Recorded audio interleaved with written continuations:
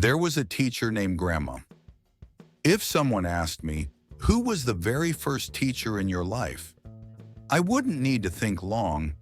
I would simply smile and say, it was my grandmother. She never needed a podium, a chalkboard, or formal lessons. She taught me by the way she lived, simply quietly, but with a love that soaked into every corner of my childhood.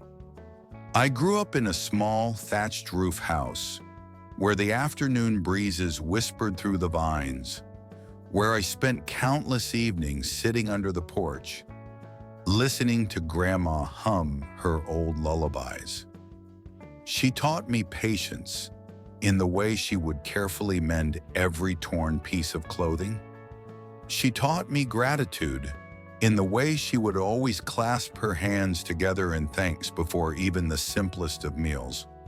When I was little, there was a time I accidentally broke her favorite bowl. Terrified, I thought she would scold me, but she only smiled, gently patted my head and said, "A broken bowl can be replaced, my dear, but a broken heart is much harder to mend." That simple sentence stayed with me all my life. Grandma also taught me to love nature, to plant seeds and to wait. She said, taking care of a tree is like loving someone. You have to be patient, watering it every day before you can expect it to bloom. Perhaps that's why, deep in my heart, kindness was planted so early on, watered daily by her quiet acts of love. And then I grew up. The buses carried me away from the village, from the sight of Grandma bending over her summer garden. In the rush of the city, between chasing dreams and facing failures, there were times I felt utterly exhausted. And in those moments, I missed her terribly. Missed her gentle eyes, her warm smile, like the golden sunlight of a fading day. Now Grandma has become a soft white cloud in the sky, but to me she has never truly left.